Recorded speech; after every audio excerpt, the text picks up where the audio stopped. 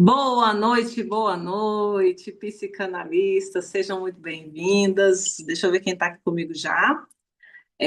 A pastora Maria Helena já está aqui comigo, seja bem-vinda. Oi. Quem está aqui também é a Nivalda. Marcela já está aqui, seja bem-vinda. Vamos começar?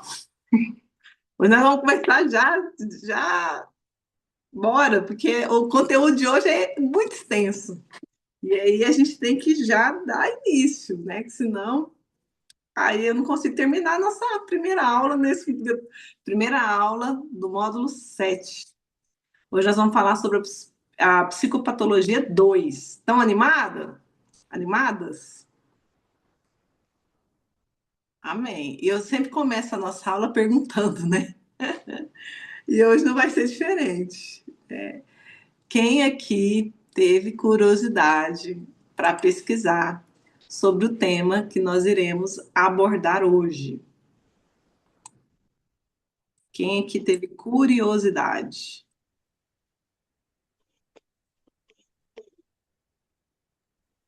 Hoje nós vamos falar um pouquinho sobre delírio e a diferença de delirium e delirio. Então nós vamos Eu falar hoje. dei, Fala, Nivalda, pode falar. eu dei uma olhadinha, que eu sou curiosa.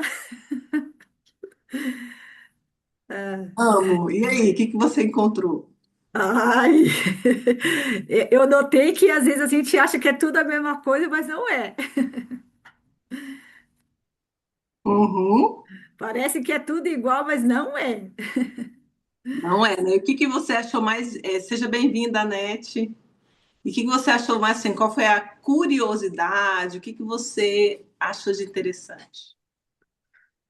Eu achei interessante que, assim, as classificações, né, da demência com a esquizofrenia, né, que é aquele conflito com a realidade, né? E eu achei, assim, interessante isso, né, que cada coisa está dentro de uma caixinha, né? Exato. E a gente generaliza, né? E a gente generaliza, exatamente. Aham, nós vamos falar sobre o delírio e o delirium. Vamos falar sobre a esquizofrenia e a demência, né? Vamos falar um pouquinho sobre a psicose, que a esquizofrenia está dentro dela também. O que mais aqui? Deixa eu ver o que nós vamos falar mais. Só um minutinho aqui. Deixa eu pegar aqui. O transtorno bipolar. Vamos falar também do transtorno bipolar. E é isso, meninas. Que alegria tê-las aqui. Eu esqueci de pegar minha água. Eu peguei café. O meu filho trouxe café para mim, que é ele que fez, gente. Mas aí eu esqueci de pegar minha água. Só um minuto que eu já volto.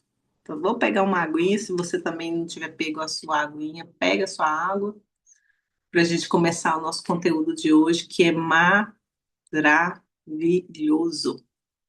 Já volto.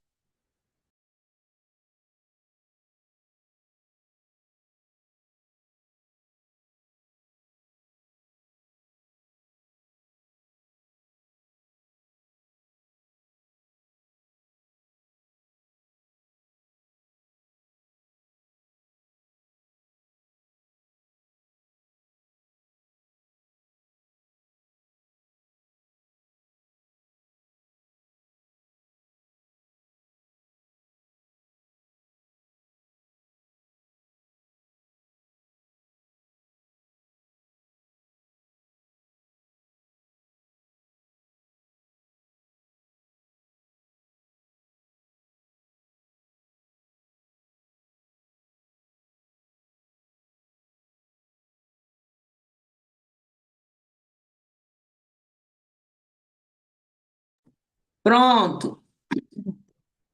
Então vamos lá, né? Voltei. Então, que bom. Alguém gostaria de fazer mais algum comentário, alguma pergunta, acrescentar algo do que a Nivalda trouxe para nós? É porque hoje o que que nós vamos fazer? A gente vai compreender as diferenças entre os transtornos, né?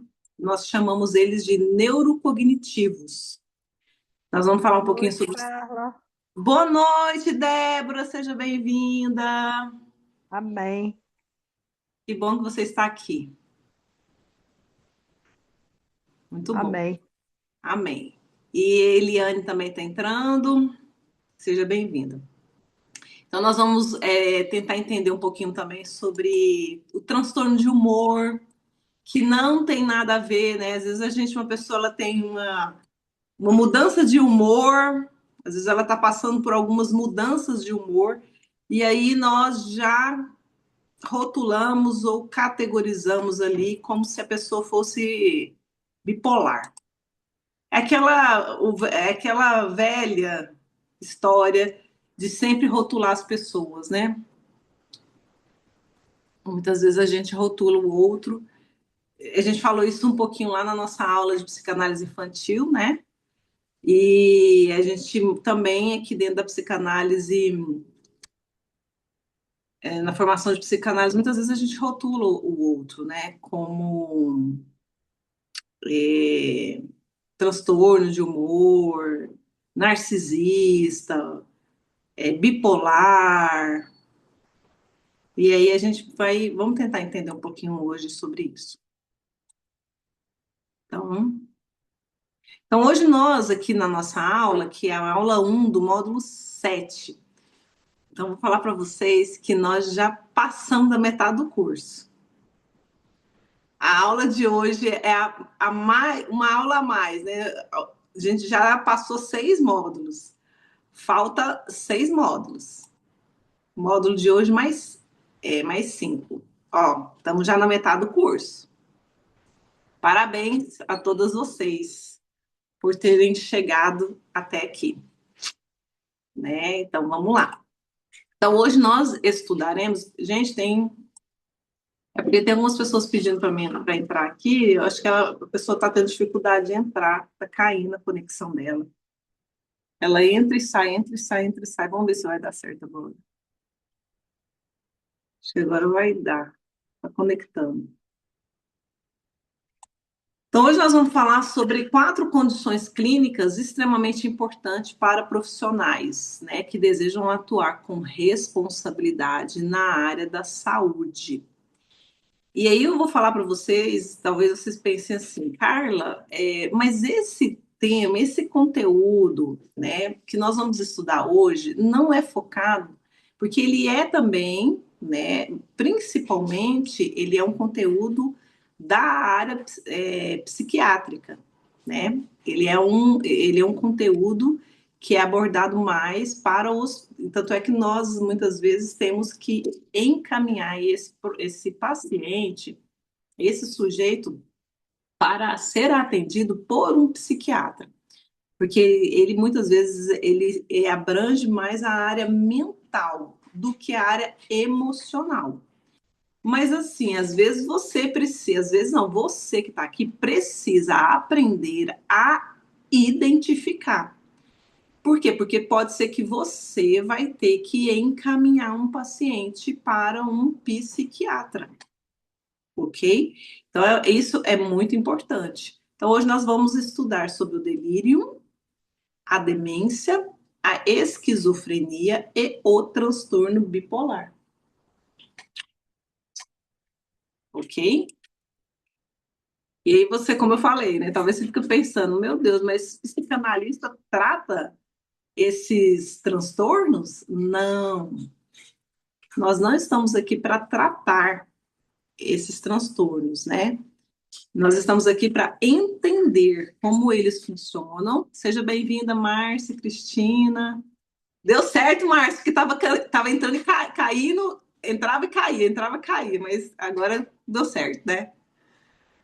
Eu liberava e aí caía.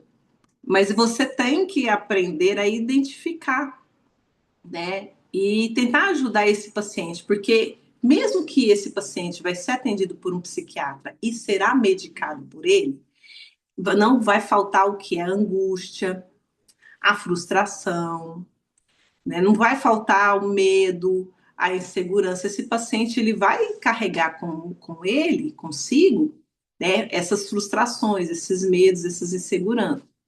Gente, eu voltei a gravar? Voltei, né? Voltei. Ok? Porque uma boa psicanalista precisa saber reconhecer quando está diante de um sofrimento emocional.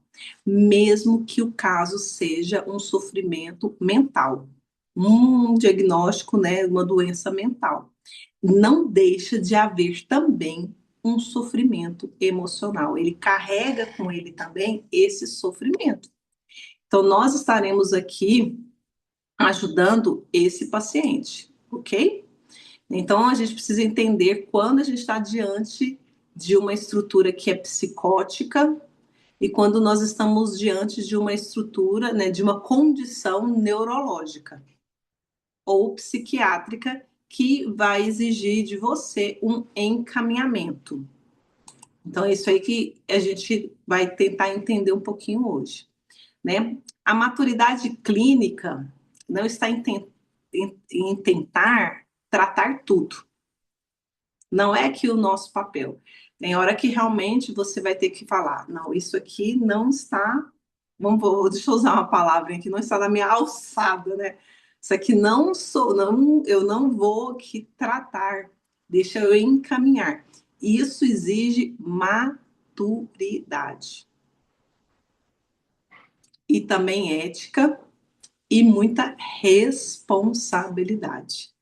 Não consigo, não consigo, né? Não é da minha área, não é da minha área. Isso não é vergonha, né? Isso é muita responsabilidade. Então, a maturidade clínica está em saber discernir. É por isso que nós falamos, né? Nós já estudamos as estruturas, correto? Então, nós estudamos as estruturas. Quais são as estruturas? Neurose, psicose e a perversão, ok? Então, essas estruturas nos ajudam a olhar para o nosso paciente e tentar identificar ali qual é a estrutura, correto? Então, vamos lá. Então, maturidade clínica exige discernir, e discernimento é uma das maiores virtudes que uma profissional, uma psicanalista cristã de sucesso pode desenvolver. O discernimento, né? De falar, isso aqui eu posso ajudar, isso aqui, ou até quando eu vou precisar de uma supervisão. Principalmente vocês que estão aqui começando. Então, todas vocês que estão aqui começando, se vocês já começaram a atender, uma supervisora vai te chamar no privado para poder te auxiliar, para poder te ajudar. Inclusive, hoje a gente tem reunião com as supervisoras depois da aula de vocês, né, Márcia?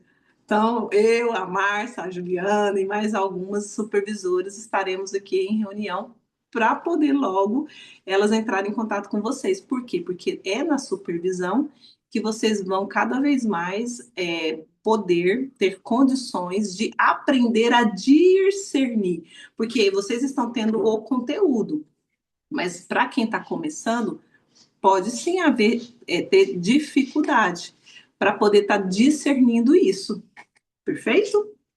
Então, é muito importante. Então, ao final dessa aula, né, você será capaz de compreender a diferença de delírio e delírio, a diferença entre demência e o envelhecimento normal, a diferença entre esquizofrenia e as experiências saudáveis e espirituais também, e também a psicose. O que a esquizofrenia tem a ver com a psicose, o que a psicose tem a ver com a esquizofrenia.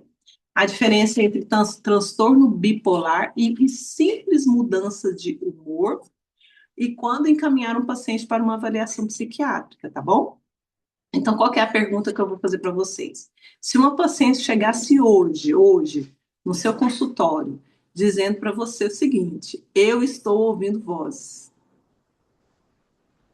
o que você falaria para ela? Você saberia identificar se você está diante de uma psicose, um transtorno bipolar, um delírio, um delírio ou uma experiência religiosa realmente legítima? Realmente ela está vendo, né, ouvindo, né, tem algo do mundo espiritual ali, né, ao redor dela e aonde ela está vendo vultos, ouvindo vozes. Você saberia identificar? Seja bem-vinda, Solange. Então, vamos lá. O que é psicopatologia? Essa pergunta que todo mundo tem que saber, né? Já fiz muito essa pergunta. A gente sabe que divide a palavra em três: psicopatos, patologia, patos e logia, né? Estuda doenças da mente, ok? Então, hoje nós vamos estar estudando mais sobre o estudo da doença da mente, que também é o estudo da doença da alma. Por que a gente fala que é doença da alma? Em grego, né? A mente quer dizer alma. Então, a psicopatologia é o estudo dos sofrimentos mentais, das alterações do funcionamento psíquico, né? Mas eu quero chamar sua atenção para algo muito importante. A psicopatologia não estuda apenas a doença, para nós como psicanalistas. Ela estuda seres humanos, ela estuda o sujeito. E é isso que muda tudo, é isso que muda, isso aí que faz a diferença. Por que faz a diferença? Porque quando nós olhamos para o sujeito, o que nós enxergamos? Nós não enxergamos apenas a doença, nós enxergamos uma história. O sujeito, ele é atravessado, o sujeito carrega uma história. Que história? Uma infância, uma família. Ele carrega traumas, ele carrega feridas, ele carrega desejos, ele carrega conflitos, ele carrega sonhos, ele carrega angústias, ele carrega frustrações. Né? Então, por isso que a psicanálise jamais reduz alguém apenas a um diagnóstico. A psicanálise nunca rotula, né, as pessoas, mesmo que nós, dentro da análise da estrutura psíquica, a gente vá definir essa pessoa, se ela é, né, qual é a estrutura psíquica dela. Perversa, neurótica. Então, lógico, tem essa parte que a gente faz também. Mas a gente não trata apenas por conta dos rótulos, né? A gente não minimiza uma pessoa pelo rótulo dela. A gente não define, verdade, a palavra é essa, a gente não define ninguém pelos rótulos. Freud ele sempre enfatizou que existe uma diferença entre um sintoma e o sujeito que sofre através dele. Porque mesmo que uma pessoa ela tenha aparentemente o mesmo sintoma, vamos imaginar que é o mesmo sintoma, cada um vai ter uma história diferente de vida. O trauma pode ser diferente. As feridas emocionais podem ter sido diferentes. Então, cada ser humano é único. Cada ser humano, sabe, a história dele é única. Então, não tem como, né? Então, por isso que a gente precisa escutar o sujeito, entender o sujeito, compreender a história desse sujeito, entender por que aquele sintoma está presente na vida dele. Ele tem uma função. Sempre a gente tem que lembrar que o sintoma tem uma função. Qual é a função desse sintoma? Esse sintoma existe. E ele existe por quê? Porque quando você quer ouvir e entender o motivo do sintoma, aí você sai daquela esfera de tratar apenas ele, de tratar aquele sintoma, de fazer com que o sintoma diminua, que ele passe. Eu quero ler e ouvir o que está por trás disso. Né? Então vamos lá. Uma pessoa, ela não é esquizofrênica. Ela possui esquizofrenia. Uma pessoa não é bipolar. Ela possui. Uma pessoa não é, né? Não é demência. E sim, ela possui uma doença neurodegenerativa. Parece uma pequena mudança, né? Mas não é, faz toda a diferença. Porque quando a gente fala que a pessoa a gente já rotula essa pessoa e aí é um diagnóstico e aí a gente fala assim é a identidade dela. E tem pessoas que elas tomam para si aquilo como uma identidade. Eu sou. Eu sou. Né? E para nós psicanalistas, a gente não rotula essa pessoa dessa forma. Ela é. Ela está, né? E aí, isso pode, sim, pode mudar. Ela pode melhorar. Ela pode, né? A pessoa, a gente não pode rotular a pessoa, colocar aquela pessoa apenas naquele diagnóstico, porque o diagnóstico, ele nunca pode substituir a identidade daquela pessoa. E por que não, Carla? Porque a identidade é quem nós somos, por quem nos criou. Deus me criou, Deus te criou. Então, quem é você?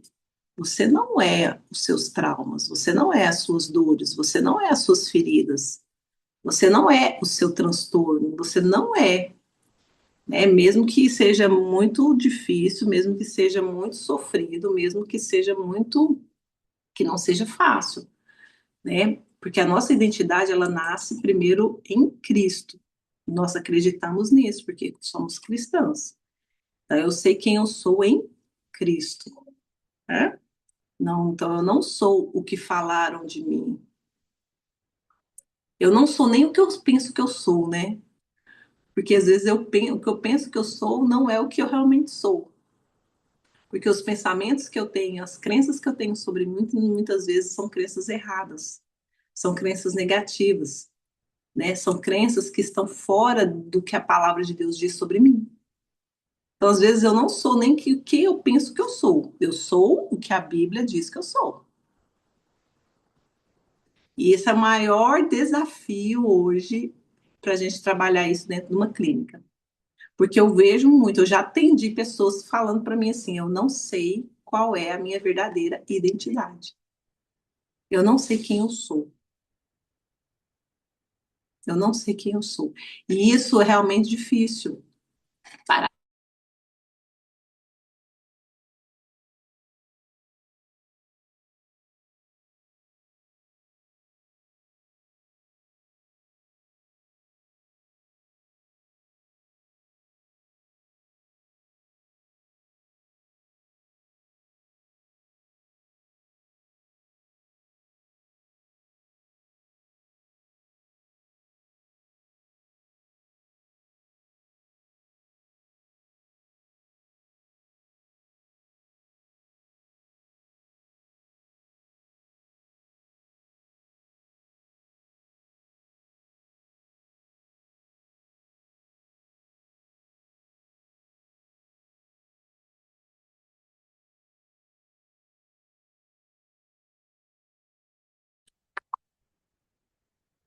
É, a conexão deu uma queda, mas voltou. Graças a Deus. Então, a gente tem que trabalhar isso. Então, eu falo para você que eu já tive essa experiência.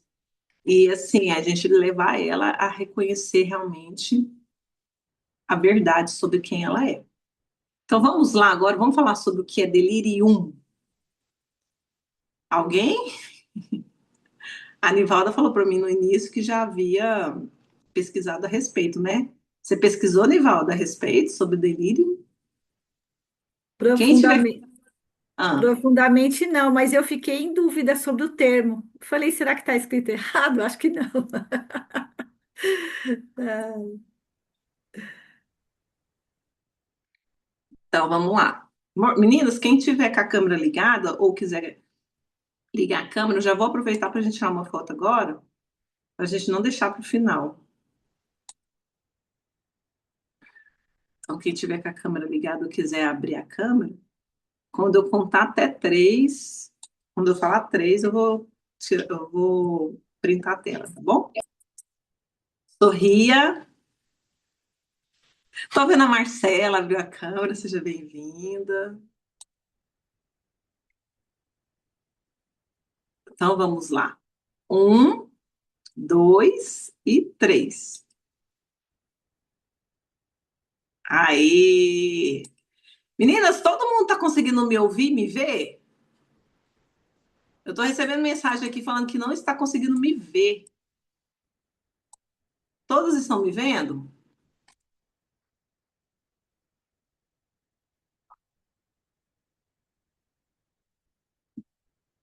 Vocês me veem? Sim. Só parou naquela hora, Carla, que eu acho que a sua internet caiu, aí você Foi. sumiu. Ah, pode ser isso então. A Deilde, A internet minha tinha dado uma paralisada, mas voltou. Qualquer coisa, pega, coloca o seu dedo na tela e arrasta a sua tela para a direita. Da direita para a esquerda, quer dizer. Porque às vezes você precisa arrastar para vocês me colocarem no centro, entendeu? Aí às vezes eu clicar na tela 2 vezes para que eu apareça, porque às vezes você fica só com. Isso aí é o próprio Zoom. Você tem que configurar ele para que eu apareça igual eu vejo todas vocês, mas é porque eu configurei para que eu veja todas. Às vezes você só vê eu, às vezes você só vê quem está falando, ou às vezes você só se vê. Então lá em cima, lá no topo, tem um monte de quadradinho, lá em cima, do lado do sign, que é sign, o meu é em inglês. Tem 9 bolinhas lá no topo. Quando você clica nela, você pode aí você pode escolher como que você quer que a sua tela seja transmitida, entendeu? Aí você pode escolher a tela inteira ou apenas uma parte. É só vocês irem lá em cima e selecionar. Fechou? Então vamos lá. Então, o delírio, né? O que é? O delírio 1 é uma alteração aguda do funcionamento cerebral, ok? Ele surge rapidamente, em horas ou poucos dias. Normalmente, ele é provocado por delírio 1, tá bom, gente? Daqui a pouquinho nós vamos falar sobre o delírio O. Então, esse delírio, ele pode ser o quê? Ele é provocado por uma infecção, seja uma infecção urinária, por uma cirurgia, por uma febre alta, uma desidratação, uma alteração metabólica, uso de medicamento. Então, quem é que é enfermeira? Quem é que trabalha em hospital? Quem é que já teve ou presenciou uma cirurgia, alguém que fez uma cirurgia e que teve um delírio, uma alucinação ali dentro da sala? Ok? Por quê? Porque a pessoa, às vezes, ela pode estar ali vendo coisas depois de uma cirurgia, depois de uma infecção, depois de uma febre alta. Não é uma doença psiquiátrica, é uma emergência médica que pode acontecer. Uma convulsão, uma febre. Então, imagina só o seu cérebro, né? O nosso cérebro, ele é um computador. E ele é muito melhor que um computador. Então, de repente, um vírus, ele invade o nosso sistema, certo? O nosso sistema neurológico. O computador, ele continua ligado, correto? Só que ele deixa de funcionar adequadamente. Você que já teve um vírus no seu computador? Você já recebeu um vírus no seu computador? Como é que acontece? O que é que acontece? Fica funcionando, mas é uma bagunça. Meu Deus do céu, as telas. E aí, aí você quer ir para um lado, aí o seu mouse vai para outro lado. E ele não aceita o seu comando. Quem aqui já teve essa experiência? Com um vírus no seu computador. É assim que acontece com a nossa mente. A nossa mente fica confusa. Ela fica confusa. Você começa a. Aí acontece um delírio. Por quê? Porque você não, né, o funcionamento do seu cérebro, ele não está adequado, né? É exatamente isso que acontece. Então, delírio não é delírio. Essa é a diferença fundamental. E a gente precisa entender essa diferença, porque entender isso é fundamental para o nosso entendimento. Então, delírio é uma síndrome médica, né? Que acontece muitas vezes até após uma cirurgia. O paciente, ele acorda e ele esquece o nome da esposa, não sabe onde que está. É uma confusão. Está havendo uma confusão mental, ok? Então, o delírio é uma síndrome, né, que está acontecendo ali naquele momento. O delírio, ele já é um sintoma. E ele é um sintoma psiquiátrico. Então, vamos dar um exemplo aqui. Imagina um paciente com pneumonia grave, e aí ele está hospitalizado, e ele começa a ver animais lá no quarto do hospital dele. Gente, às vezes tem pessoas que vê até ente querido sentado na cadeira do lado, pessoas estranhas. Aí você pega e pensa assim, meu Deus do céu, o que está acontecendo com meu pai? O que está acontecendo com a minha mãe? Ele tá vendo gente estranha. Alguém já teve essa experiência aqui, né?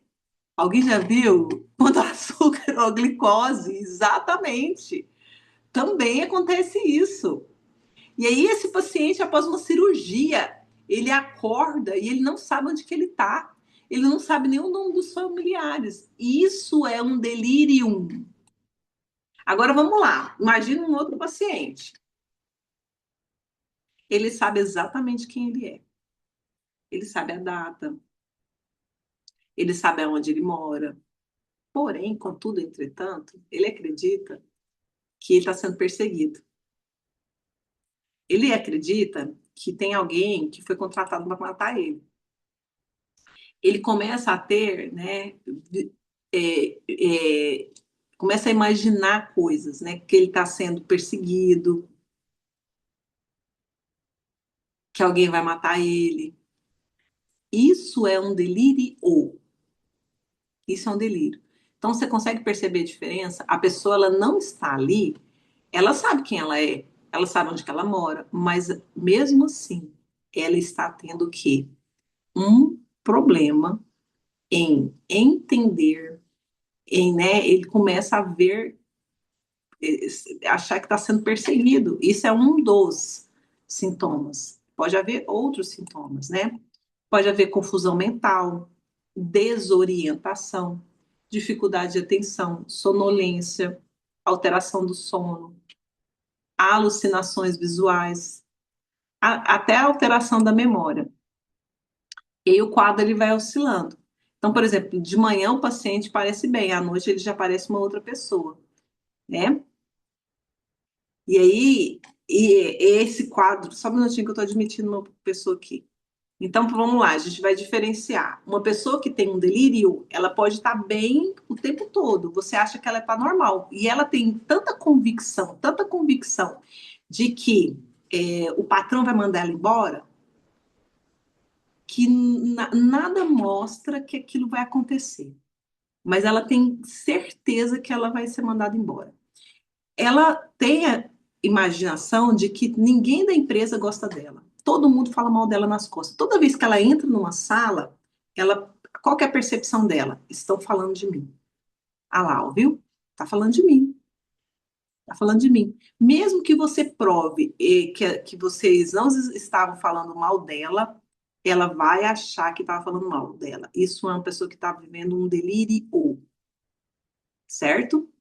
Então, é uma pessoa que aparentemente está tudo normal na vida dela, mas ela tem alguns episódios em que aquela pessoa tem essa oscilação, na verdade, não é nem oscilação, é convicção. Ela tem muita convicção naquilo que ela acredita, naquilo que ela acha e que não é uma verdade.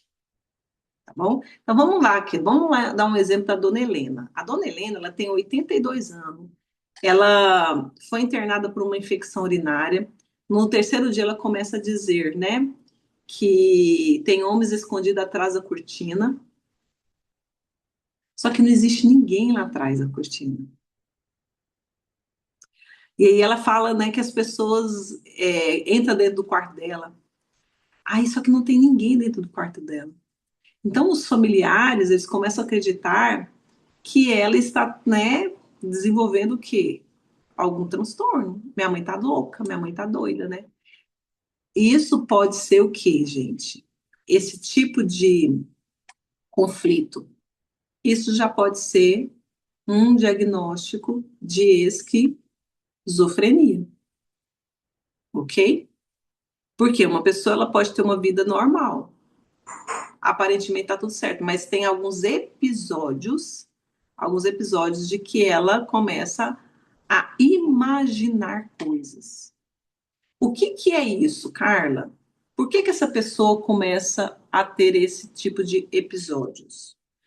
Dentro da esquizofrenia, que é um tratamento psiquiátrico, mas nós também, como psicanalistas, podemos atender uma pessoa desde que ela esteja medicada e desde que ela tenha acompanhamento médico, porque mesmo que ela seja uma pessoa que, né, tenha ali o diagnóstico de esquizofrenia, que esteja sendo medicada, ainda há as angústias, ainda há medo, ainda há, né, é, os conflitos dela, que são emocionais. Então, existe uma condição mental, mas também existe essa condição emocional. E você pode ajudar essa pessoa.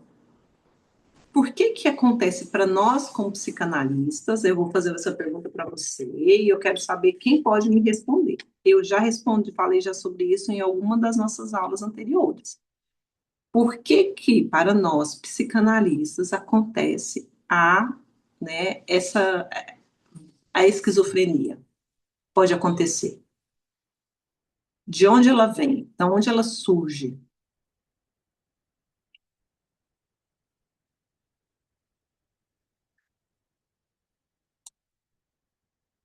Hum?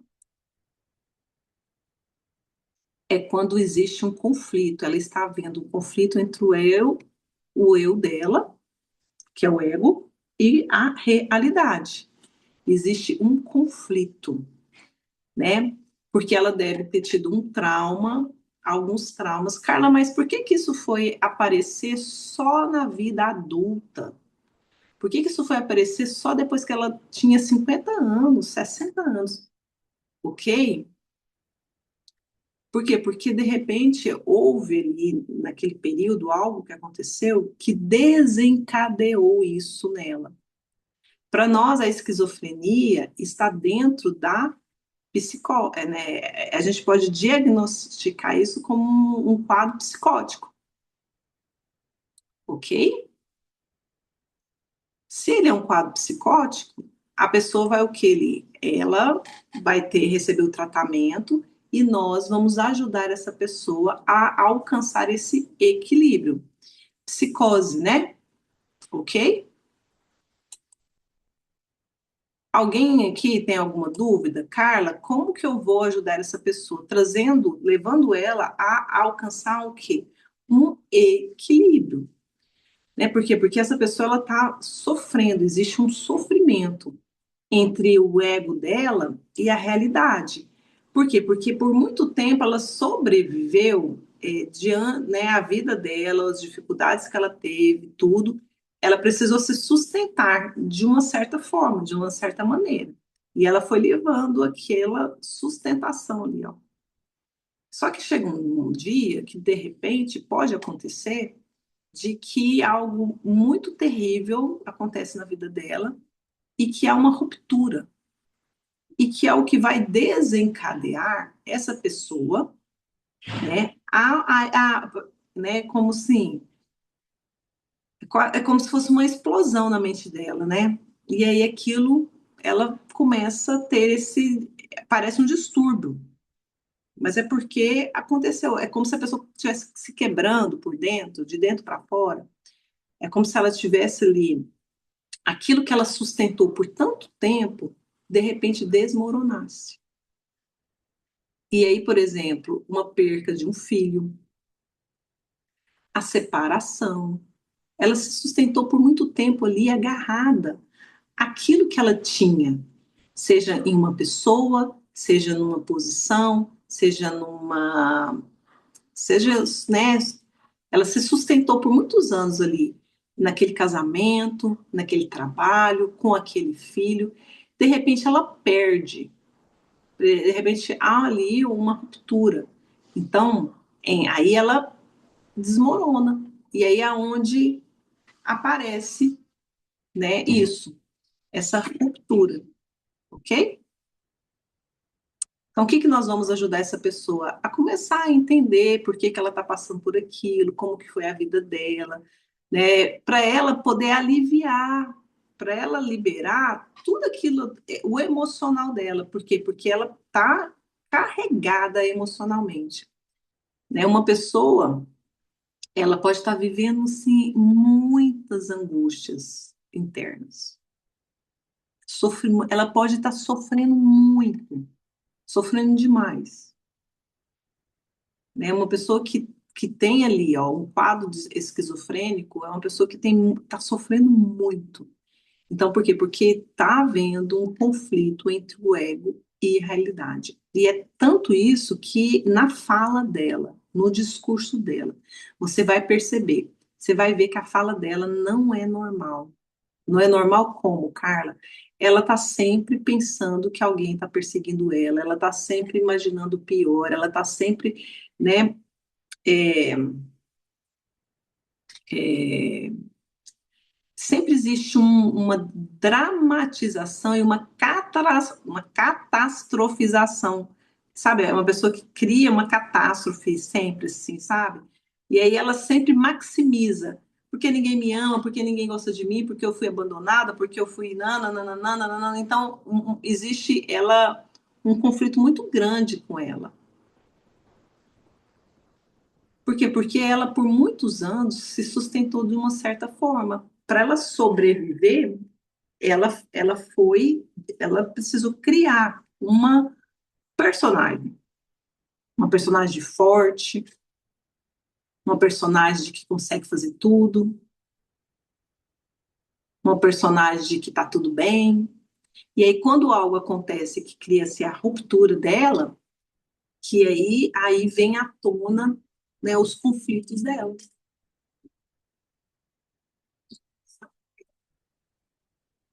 ok? Mas vamos falar um pouquinho agora da demência? A demência é um quadro clínico que pode acontecer com qualquer pessoa, e mesmo uma pessoa saudável. Nós podemos ter aqui um quadro neurológico de esquecimento. Quem que já esqueceu uma chave dentro da geladeira? Quem que já esqueceu a chave e não sabe onde colocou? Quem que já combinou de fazer uma coisa e de repente você esqueceu? Você falou, meu Deus do céu, eu esqueci.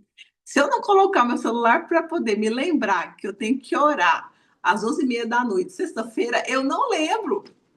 Ele tem que tocar, ele tem que apitar. A gente tem uma torre de oração que é toda sexta-feira às 11h30. Eu posso estar sem fazer nada, posso estar quieta, assistindo série. De repente, eu tinha que lembrar. Eu preciso do meu celular apitando. Pli, pli, pli, pli. É quando ele apita, na hora eu lembro. Nossa, torre de oração. Aí eu vou e paro. Uma coisa que aparentemente é simples, né? Uma consulta que você marcou. Quem aqui nunca esqueceu alguma coisa? Mas quem somos nós sem as nossas memórias? Quem somos nós? Quem é você? Se tirasse as suas memórias de você, se você esquecesse quem você é, as suas memórias, quem você seria? Né? Qual é a história que está por trás das suas lembranças? Eu quero que você reflita sobre isso. Aí a gente fala, não estava dentro do nosso quadro aqui, mas a gente fala sobre a demência diferente de Alzheimer, né? O Alzheimer, ele é uma doença degenerativa, neurológica. Houve ali algo que aconteceu na mente da pessoa, né? Quimicamente, muitas vezes. Eu já li estudos que dizem que o Alzheimer, ele é a diabetes do cérebro. Eu li uma vez um estudo a respeito disso, que é a diabetes no cérebro. Então, quer dizer, eu tenho propriedade para falar sobre esse assunto, porque minha avó materna teve Alzheimer. Entendeu? Então, é uma doença mental mesmo, onde ela vai perdendo gradualmente ou gradativamente suas lembranças, principalmente as lembranças de curto prazo. As lembranças de longo prazo, aquela pessoa até lembra, certo? Mas as de curto, e quando a gente não sabe que a pessoa tem Alzheimer, e a gente acha que a pessoa está brincando com a gente, está fingindo, está mentindo, fingindo que esqueceu a pessoa, fingiu que não está lembrando da pessoa, fingiu. E aí, até você entender que aquilo ali é porque ela realmente está vivendo aquilo, né? que realmente ela está doente, e aí é uma doença muito difícil.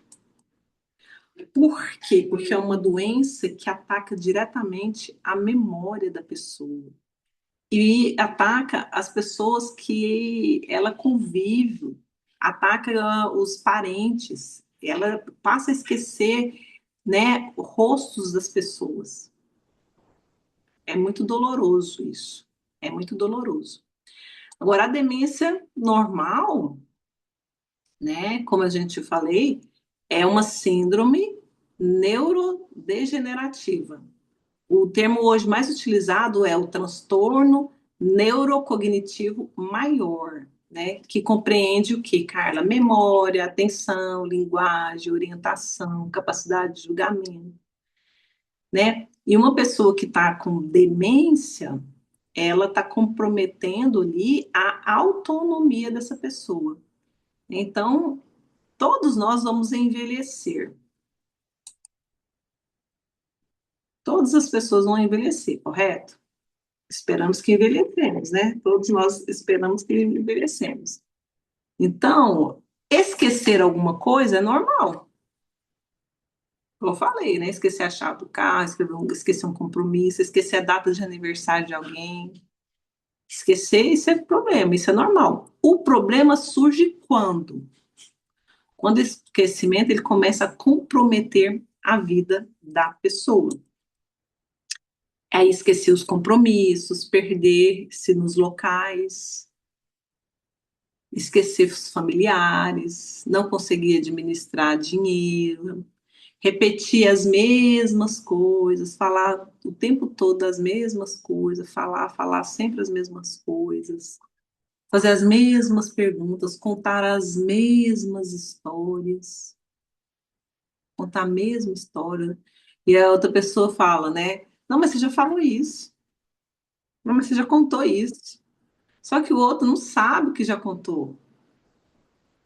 O outro ele está perdendo a memória. Então, como que ele vai lembrar que ele já te contou aquela história? Se ele, o problema dele é com a memória. Aí, quem está do lado, o familiar, perde a paciência. O paciente perde a memória e o cuidador perde a paciência. E aí, como é que fica essa situação? Né? E, na verdade, o Alzheimer estava aqui no nosso quadro, sim, de estudo hoje. Eu achei que não estava. Eu achei que eu estava acrescentando aqui o Alzheimer, mas ele já estava aqui, ó. Então, o Alzheimer é a forma mais comum de demência, né? Que representa 70% dos casos. E aí, o Alzheimer ele costuma começar de forma bem silenciosa, né? E aí, primeiro surgem os pequenos esquecimentos, depois as dificuldades elas vão aumentando, mais tarde o paciente deixa de reconhecer os familiares, e em fases avançadas perde a capacidade de até se alimentar sozinho. A minha avó, já nos últimos dias dela, ela era só vegetável, ela ficava deitada na cama, então para se alimentar ela era por sonda, ela não conseguia ir ao banheiro, tudo por conta do Alzheimer, né? Então a pessoa vai ali, vai perdendo as suas capacidades. E é uma doença muito difícil. Como é que você vai tratar uma pessoa com Alzheimer? Você que é psicanalista.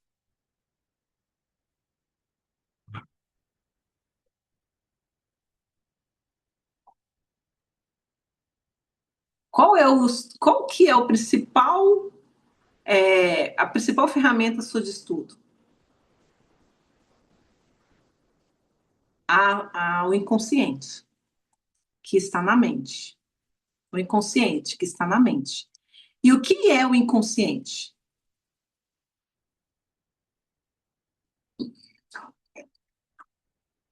O que está dentro do nosso inconsciente? O nosso inconsciente, ele tem ali. O que está dentro do nosso inconsciente? Fala, Deilde.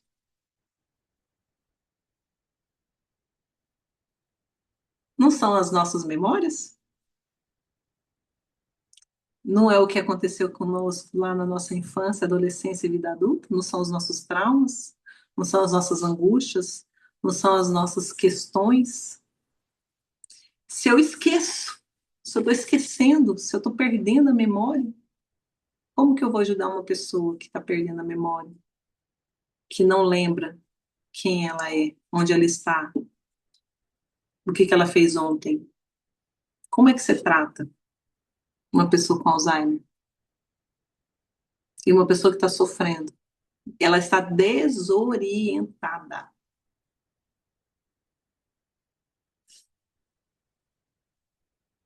Então, então essa doença é uma doença muito, muito dolorosa, né? É uma doença que pode apagar a memória. Só que ela não apaga o valor daquela pessoa. Deus continua conhecendo ela continua tendo uma história, ela continua tendo uma vida. Minha avó, por exemplo, minha avó materna, né? Minha avó materna foi uma guerreira mesmo, assim. Ela conquistou muita coisa, analfabeta. Ela era analfabeta, não sei, na cidade de vocês não tem, né? Mas na nossa cidade tinha uma empresa chamada Tele Goiás. Era uma empresa de. Era um clube. Esse clube, o clube, na verdade, era uma empresa muito grande de telefonia. E a nossa empresa de telefonia, isso aí, gente, há 60 anos atrás. Chamava Tele Goiás, a empresa de telefonia. Minha avó, ela era cozinheira do clube da Tele Goiás. Ela era cozinheira desse clube, ela cozinhava lá. Ela era responsável pela cozinha. Nossa, mas pensa numa pessoa que todo mundo gostava da Dona Maria. Ela chamava Dona Maria, todo mundo gostava da Dona Maria. Todo mundo amava a Dona Maria. E a Dona Maria fazia comida, meu Deus do céu, ela fazia comida muito boa. Ela fazia muito bem a comida, salgada, muito bem, tudo. E ela não sabia ler, não sabia escrever, mal escrevia o nome dela. Mas ela comprou a casa dela, ela conquistou né, meu tio mais velho formou na Federal, minha tia mais velha também formou na Federal, meu outro tio foi morar em São Paulo, foi trabalhar como marceneiro, montou a sua própria marcenaria em São Paulo. Só minha mãe não quis estudar, não formou. Minha mãe não formou, mas conquistou as coisas dela também, né? Mas a minha avó, sendo analfabeta, teve 4 filhos, e conquistou muita coisa, né? E ela foi perdendo a memória, foi perdendo a memória. As pessoas iam visitar ela, as pessoas gostavam muito dela. Ela não reconhecia as pessoas, não reconhecia as pessoas, né? Mas aquela pessoa não deixa, né, de ter uma identidade, não deixa de ser quem ela é, mas não é fácil para ela e nem para os familiares. Então, você como psicanalista, como eu poderia tratar a minha avó? Como eu poderia tratar? Com acolhimento, com amor. E aí eu trouxe aqui um exemplo da Dona Maria. Só que eu mudei um pouquinho aqui, tá bom? A condição. Então, Dona Maria, professora aposentada, começou esquecendo reuniões da igreja, depois esqueceu o caminho para casa. Mais tarde, confundiu o nome dos filhos. Anos depois, não reconhecia mais a própria filha. Então, a pergunta que eu faço é: quem sofreu mais, a paciente ou a família? Muitas vezes a família necessita de tanto acolhimento quanto a própria paciente. Eu Precisa já de ia acolhimento. perguntar, Carla, eu ia até perguntar como é que se trata uma pessoa que está nessa degeneração, né? Eu ia até dizer, eu acho que a gente tem que acolher a família, que acho que o mais difícil é a família chegar ao ponto de entender, porque é a família que vai acolher, né? Então, acho que o tratamento da psicanálise é focado mais para a família que vai acolher essa pessoa que está doente. Uhum. Posso estar errada aí na minha opinião, né? Não, mas é isso mesmo. Exatamente isso, porque assim, para a paciente, o que você falar com ela hoje, amanhã ela já não vai lembrar. Ela não vai mais lembrar do que foi, porque o problema dela é de curto prazo. A Eu vi perca um da caso memória dela é de de um curto prazo. senhor que ele falava para a esposa, vamos depois do almoço visitar minha mãe? Só que a mãe dele já tinha morrido há muitos anos. Aí ela falava assim, vamos sim, só deixa eu terminar o almoço que a gente vai visitar a tua mãe. Só que dava 5 minutos depois, ele já esquecia. Ele já entrava em outro assunto. Então, assim, a paciência, o acolhimento era muito mais dela. Então, assim, a pessoa para a gente ajudar é muito mais o cuidador de quem tem Alzheimer, porque a Exato, porque o família, cuidador, ele sofre muito mais do que o muito próprio paciente. mais. Porque o paciente, ele tem lapso, né, de memórias.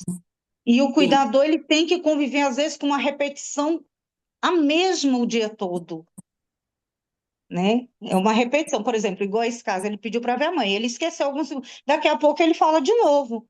Que hora que nós vamos para casa da minha mãe? Então, olha a paciência que o cuidador tem que ter. O equilíbrio emocional do cuidador é muito grande. E às vezes o cuidador ele adoece junto. Sim, e acaba às vezes até adoecendo mais, né? Dependendo da doença, dependendo do grau, ele vai adoecendo. Eu conheço, eu tenho casos assim de que o cuidador morreu antes do doente, antes do paciente, porque ele não teve estrutura emocional para poder lidar com aquilo que ele estava passando dentro da casa. Ele foi adoecendo, foi adoecendo, foi adoecendo, e ele acabou falecendo antes do próprio doente, né? Então, isso é muito difícil. E aí, rede de apoio, né? Então, a gente precisa, tem pessoas que não têm, mas a gente precisa montar, ter uma rede de apoio para ajudar esse paciente e essa família. É igual quando a gente vai atender uma criança, nunca é a criança apenas, e sim a família. Quando a gente vai atender um adolescente, nunca é o adolescente, e sim a família. A não ser quando a gente vai atender o sujeito que é a mulher ou o homem, ok, mas quando eles estão passando por um problema no relacionamento, o ideal é atender o casal. Aí, para atender o casal, né, a gente sempre sugere, se for pelo menos, é importante ter um casal para atender eles. Carla, mas eu sou psicanalista, estou dentro da clínica psicanalítica. Ok, você pode atender o casal também, certo? Mas eu, por sugestão, eu sempre atendo a mulher.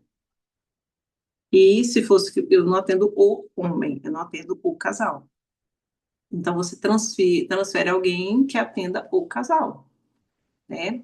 Agora, eu atendo em casal, casais, mas com meu esposo do lado, junto comigo. Ok? Mas aí cada psicanalista vai ter a sua área de atuação. Então, a sua área de atuação é relacionamento, então você vai tudo atender o casal. Aí, às vezes, você vai ter que atender ela sozinha, ele sozinho ou o casal. Então, a sua área de atuação é a mulher, a sua área de atuação é homem, é crianças, é adolescentes, né? É um todo, é o geral. Então, você pode focar também em uma área. Então, vamos falar um pouquinho agora sobre a esquizofrenia, né? Então, agora nós entramos em um dos temas mais complexos da saúde mental, né? Que é a esquizofrenia. Talvez também um dos que mais tem pré-conceitos. É porque a maioria das pessoas acredita que a esquizofrenia, ela, para muitas pessoas, né? Quando aquele paciente não é diagnosticado, muitas pessoas acham que ela é uma pessoa bipolar, é uma pessoa com dupla personalidade. Por quê? Porque a pessoa ela está tendo confusões, né, mentais. E isso é falso. Por quê? Porque isso são transtornos completamente diferentes, né? O transtorno de bipolaridade. Né? Então, o que, que é a esquizofrenia? É um transtorno psicótico grave, caracterizado por uma ruptura importante com a realidade. Então, o paciente passa a viver experiências que ninguém mais compartilha, só ele que vê aquilo, só ele que enxerga aquilo, e ele tem muita convicção daquilo, né? Como eu falei para vocês, a esquizofrenia é a ruptura com a realidade. Então, essas experiências para o paciente, ele é absolutamente real. Não adianta você falar que não. Ele não acredita. Ele tem muita convicção daquilo que ele está falando para você. Diga, Solange. Carla, esse caso da esquizofrenia, até no início, quando você estava falando sobre a diferença, né, do delírio para o delírio, e como isso começa e afeta, eu trago isso muito forte na minha vida por conta de um esposo de uma colega que eu tenho que mora aqui próximo, numa cidade aqui próxima, que exatamente até o dia que a gente não tinha visto, a gente entendia que era uma perseguição mesmo, que ele sofria. Porque ele foi por uma perca. Ele perdeu o emprego de 20 anos. E aí veio tudo. Só que é claro que ele já dava alguns sintomas e ninguém percebia. De limpar a casa, quando ele estava em casa várias vezes por dia, muita água sanitária, muita limpeza. Às vezes ela chegava a chorar, dizendo assim, eu estou morta de cansada. Mas se ele não vê água com sabão, só, parece que... Ela disse, eu nunca tinha entendido isso. Alguns toques, né, que ele tinha, algumas coisas. E quando ele perdeu o emprego, que ele era chefe igual a mim de supermercado, quando ele perdeu, ele começou a dizer que a vizinha estava falando mal dele. E deu queixa. E até o dia que a gente foi visitá-lo, e aí meu marido começou a interrogar, a perguntar assim, mas depois que terminou assim, mas como é que ele sabe que a vizinha está falando? Ele disse, eu subo no banheiro e pelo vidro eu escuto. Fomos olhar do lado de fora. Era impossível. Aí meu marido recuou, a gente acreditou nele porque ele estava muito estressado por a gente não Estava com acreditar. surto, né? Pode ter um surto. E aí a gente acreditou, e aí eu falei com ela pelo telefone, você vai marcar uma consulta. E até pelo seu próprio bem. Ela disse, às vezes eu tô vendo ele muito irritado. Eu disse, não, você vai marcar. E aí quando marcou, logo na primeira conversa, o médico já pediu alguns exames, mas já disse a ela, é um quadro de esquizofrenia, agora vamos estudar. Hoje, ele não melhorou 100%, mas ele já está trabalhando de novo, esquecia algumas coisas, e você percebe que às vezes ele está no lugar e aí ele fica assim parado no tempo. Ele melhorou muito, mas quando ele deu assim uma melhorada, ela conversou com ele e expôs a ele o que era que ele tinha.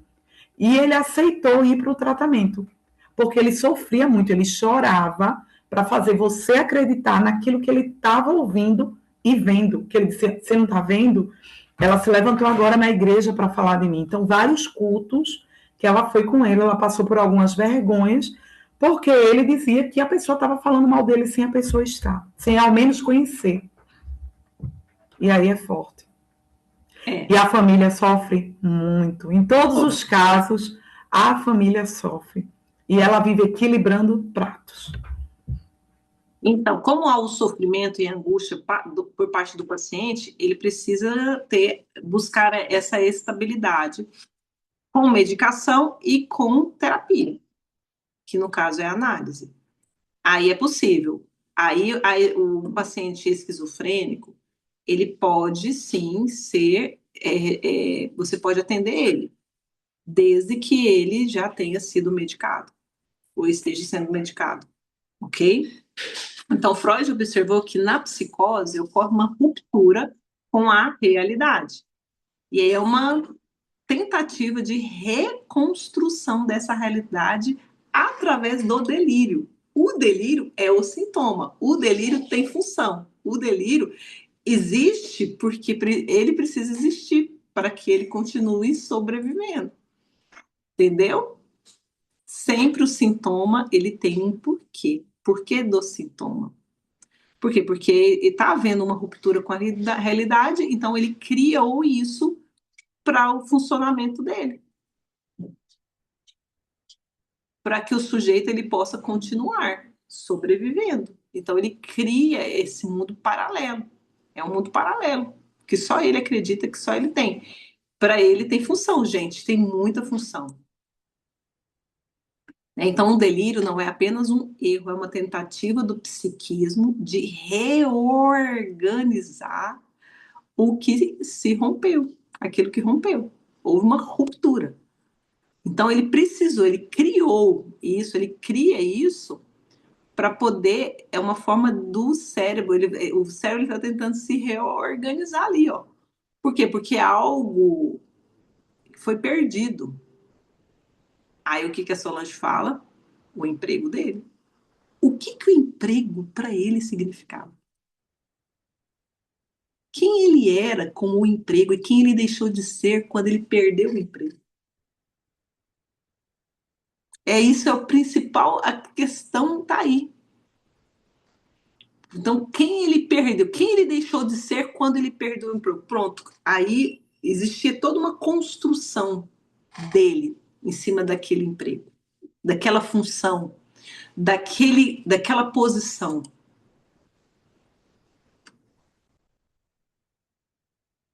certo? Mas é o que a Solange falou, ele já mostrava um quadro anterior de psicose, não é? Porque a psicose, ela só vai demonstrar realmente quando... Por quê? Porque, vamos lá de novo, é porque eu falei tanto sobre isso na nossa aula né, Divalda? Na nossa aula da semana passada, de psicanálise infantil. Aí tem hora que eu acho que eu já falei para você, mas é porque eu falei na aula lá, entendeu? Aí minha cabeça fica assim, mas parece que eu já falei isso. É algo tremendo que a gente precisa entender aqui, né? A criança, ele não era um neurótico que virou psicótico. Ele sempre foi psicótico desde o desenvolvimento da estrutura dele. Quando a estrutura dele foi desenvolvida ali, né, ele pode ter vivido ali conflitos em que houve esse conflito entre a realidade. Porém, contudo, entretanto, para que ele pudesse viver no meio das pessoas, com as pessoas, ele criou uma máscara. Ele criou um personagem. Por quê? Porque talvez ele demonstrava alguns ali, né? Às vezes, vamos imaginar que ele, como criança, falava sozinho, tinha amigo imaginário, começava a ter algumas coisas assim, e aí a mamãe falava, brigava com ele, não pode falar isso, você está conversando sozinho, não pode, não faz isso. Então começou a mostrar para ele que aquilo que ele apresentava era errado. Então ele foi se moldando, porque ele precisava ser aceito pelas pessoas, pelos familiares, né, pelos seus entes queridos. Então ele foi criando um personagem para ele poder sobreviver no meio das pessoas. Opa, e ele foi se contendo, ele foi se contendo. Então, sabe, às vezes ele queria falar sozinho, mas não podia, ele queria ter aquela outra atitude, mas aí ele criou-se aquilo e foi sobrevivendo ao longo de um tempo, anos, décadas. Então, ele criou a família dele, ele se desenvolveu, mas ele nunca deixou de ser uma pessoa que tinha estrutura psicótica, ok? Por quê? Porque no desenvolvimento da estrutura se apresentou ali um conflito. Ele pode ter tido um trauma, ele pode ter tido algo ali que desencadeou isso. Ok.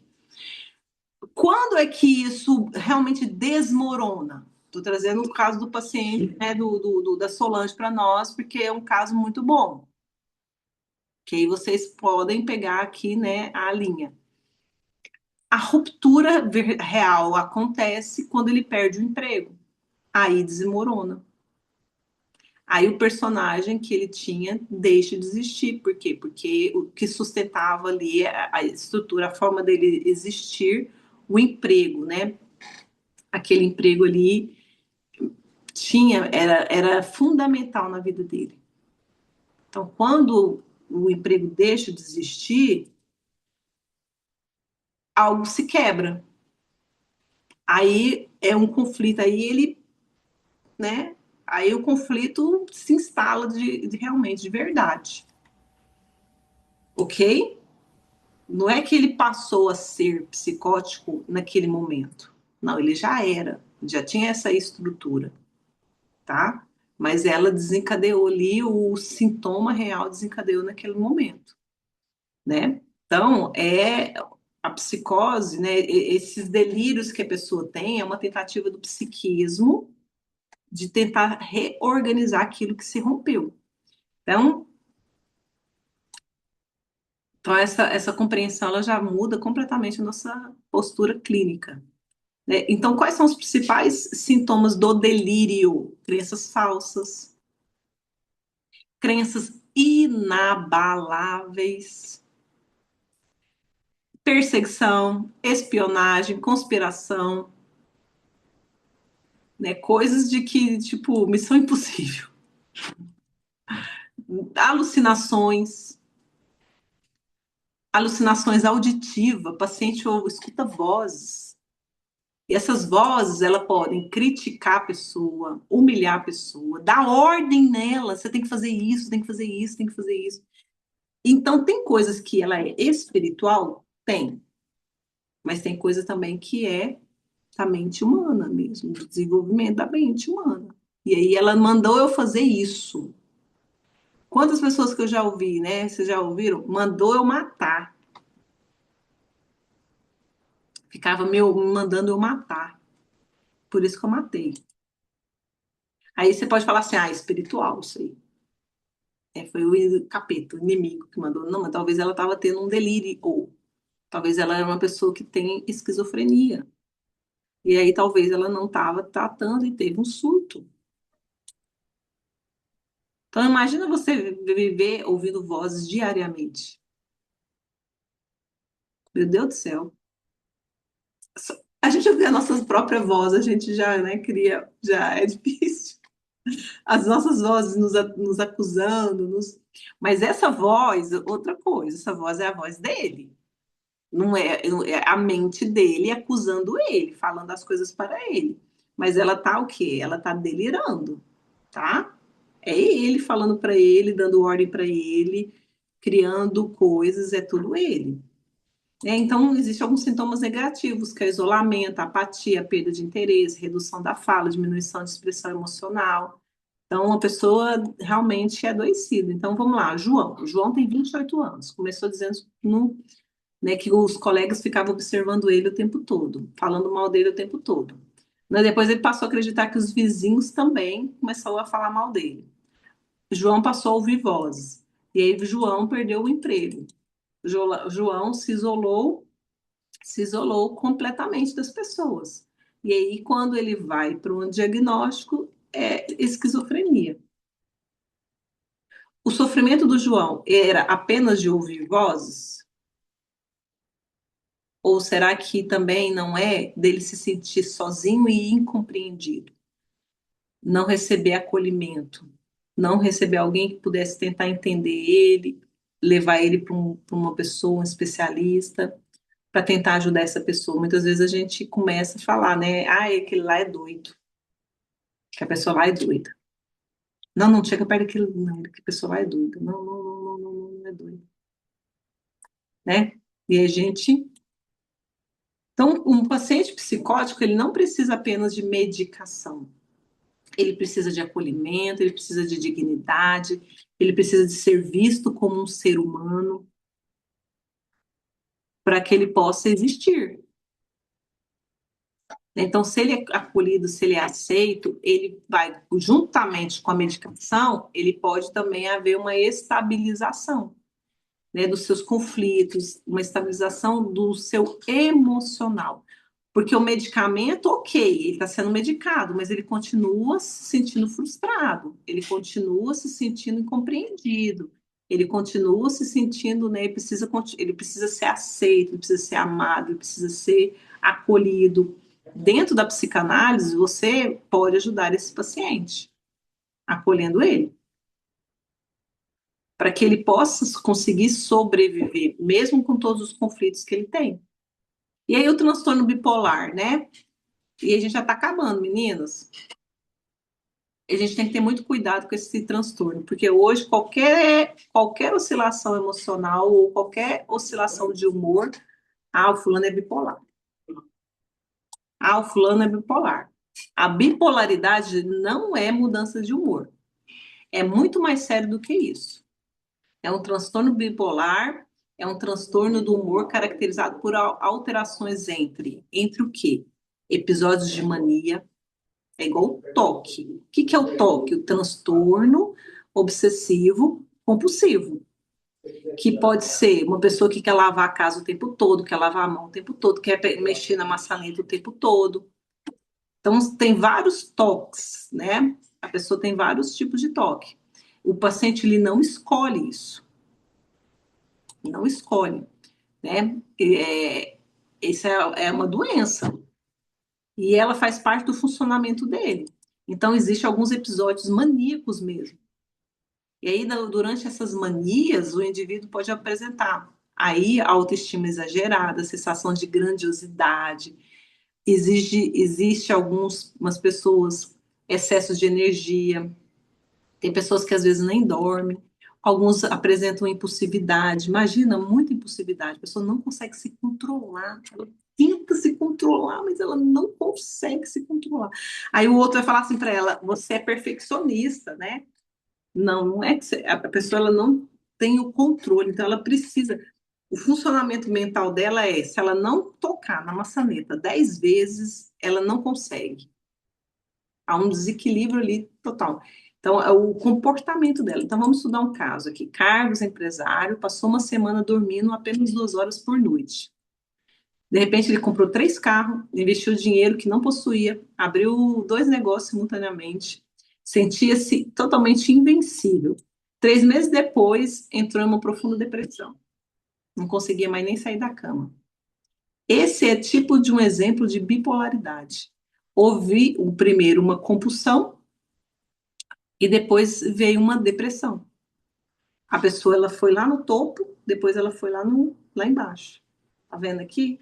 A pessoa subiu, a pessoa ela tá em êxtase, em êxtase, em êxtase, em êxtase, é a pessoa mais animada do mundo, é a pessoa mais feliz do mundo, é a pessoa que vai, nossa, ela vai realizar, vai ter a melhor empresa do mundo, e você chega perto dela e fala assim, meu Deus do céu, nossa, o cara é um crânio, né? Na semana seguinte, no mês seguinte, a pessoa tá depressiva, deprimida. Aí passa um mês de novo, a pessoa tá. Aí ela já tem outra ideia, já tem não sei o que, não sei o que, não sei o que, não sei o que, não sei o que, não sei o que, não sei o que. Aí você fala assim: Meu Deus do céu, ele tem tanta ideia, mas não tira nada do papel, ele não faz nada, não consegue fazer nada. O que acontece com ele? Ele pode ser uma pessoa que tenha bipolaridade, transtorno. Então, uma pessoa extremamente entusiasmada, extremamente feliz, extremamente autoestima. Nossa, ele é o cara. Você chega perto dele e fala assim, meu Deus, ele sabe tudo. Mas na hora de fazer, de praticar, ele não sai do lugar. Quem conhece alguém assim? Quem conhece alguém assim? Então a diferença, a alegria, né? Uma pessoa, qual que é a diferença da mania, né? Porque a mania é isso, a pessoa do toque, né? A pessoa ela tem essa necessidade de tocar, de toque. É uma necessidade que ela tem. De limpar 3 vezes, de pular 3 vezes, né? Então, a mania com a alegria. A alegria, a pessoa ela tem um motivo, a pessoa ela mantém um limite, a pessoa ela preserva um julgamento, né? Ela tem coerência. A mania, não. A mania não precisa de motivo, a pessoa perde o limite, compromete o julgamento dela. E eu quero encerrar nossa aula de hoje abordando com você o seguinte, né? A Bíblia ela apresenta pessoas que sofreram profundamente, mas que Deus ele nos traz uma resposta e Deus ele tem a resposta para todas as doenças, seja mental, emocional, física. Elias desejou morrer. Jó, ele enfrentou sofrimentos extremos, misericórdia. José sofreu assim na alma. E isso nos mostra algo muito importante, né? Que o sofrimento emocional ele faz parte. Davi, ele escreveu os salmos nos momentos de maior angústia. Então, o nosso sofrimento emocional faz parte da experiência humana, mas nós precisamos evitar os extremos, nós precisamos evitar o excesso. Todo excesso mostra uma falta. Então, sempre que você estiver atendendo uma pessoa, que você perceber nela um excesso de qualquer coisa, um excesso de fala, um excesso, algo que está tá excedendo o que seria considerado normal, opa, essa pessoa ela precisa de cuidado, de acolhimento. Então, espiritualizar toda doença emocional, cuidado, né? Tem doenças que é emocional, tem questões que são realmente espiritual, né? Então, quando um paciente chegar no seu consultório, você precisa enxergar além do paciente, além do diagnóstico. Você precisa enxergar o sujeito. Por que que ele tem, por que que ele desenvolveu esse sintoma? O que que esse sintoma diz? Qual que é a função dele para esse paciente? O sintoma tem um sentido, tem uma função. Qual é a função que hoje esse sintoma exerce na vida desse paciente? Para que eu possa ajudar ele a entender realmente a sua história. Então, você vai fazer a leitura para o que está por trás do que realmente ele apresenta para você.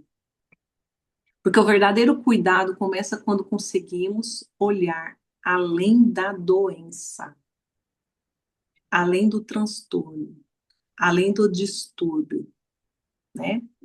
Além da compulsão, além do realmente além.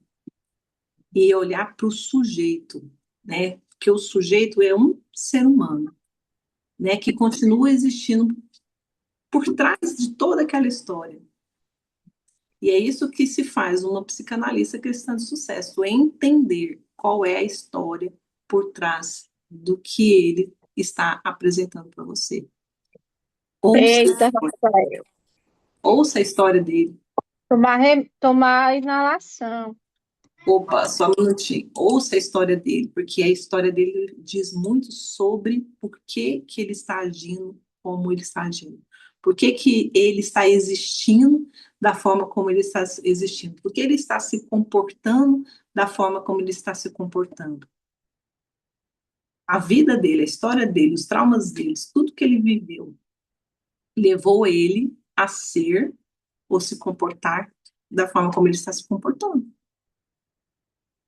Não é só por causa do problema dele, não. Hoje, qual que é o olhar que vocês precisam ampliar? Deixa eu falar uma coisa para vocês, ou amplie o olhar de vocês. Essa pessoa ela pode chegar até você, porque ele vai ter o quê? Ele vai chegar até você com uma demanda, certo? Com uma queixa. Estou com problema no meu casamento. Ele vai chegar para você com uma queixa. Estou com problema no meu trabalho. Mas o problema dele não começou no trabalho. O problema dele não começou no relacionamento dele. Agora, por último. Por exemplo, qual que é o problema do relacionamento dele? Ele traiu a esposa? Ou o marido traiu ela? Vamos pensar assim. O problema não está só no relacionamento. O problema vem antes. Qual que é o problema antes? Que está afetando o casamento. Que está afetando ele no trabalho dele. É aí que você tem que entender a história do sujeito por trás daquilo. Aí você vai ajudar essa pessoa a identificar, a se autoanalisar, a se desenvolver para poder alcançar a cura que ele precisa, que ele busca. Amém? E eu gostaria de pedir para Juliana orar por nós, para a gente encerrar, porque nós temos que ir para a reunião agora. 9h20. Olá, minhas preciosas, boa noite, a paz do Senhor Jesus. Vamos estar orando então. Senhor, neste momento, Pai, nós queremos te agradecer, Senhor, por estar aqui dentro, Senhor, nesta aula, Senhor, maravilhosa, Senhor, aonde a gente compreende e entende tantas coisas, Pai. Nós começamos a compreender e a entender, Senhor, o que se passa nas pessoas que vêm ao nosso encontro e até mesmo estão aos nossos redores. Pai, pedimos a Ti, Senhor, a Tua proteção, a Tua graça sobre a vida de cada uma de nós, Pai, que estamos aqui, Senhor, buscando, Senhor, mais sabedoria, Senhor, buscando mais conhecimento, buscando, Senhor, para que a gente, quando for, Senhor, atender as pessoas, possamos, Senhor, levar a elas, Pai, um alívio, um acolhimento, um direcionamento para a vida dessas pessoas. Pedimos a Ti a Tua bênção sobre cada uma de nós, da nossa família, Senhor, sobre a vida da Carla, Senhor, que se dedica em estar aqui conosco, nos trazendo, Senhor, tanta, tanto, tanto, tanto material, Senhor, de importância para a nossa vida, Pai. Pedimos a Ti, Senhor, e já somos gratos, Pai, gratos a Ti, Senhor, porque se aqui estamos é porque temos certeza do propósito que o Senhor nos confiou e que assim venha se cumprindo, Senhor, na vida de cada uma de nós, no nome do Senhor Jesus. Amém. Amém. Amém e amém. Muitas pessoas entraram depois. Deixa eu ver quantas pessoas entraram aqui. Ah, mas algumas já caíram, né? Tá bom. Meninas, fiquem com Deus, ó. Um beijo a todas vocês. Semana que vem tem aula, viu? Segunda que vem tem aula, tá? Nós não vamos tirar férias. Tá joia? Um beijo a todas vocês. Fiquem com Deus. Tchau, tchau.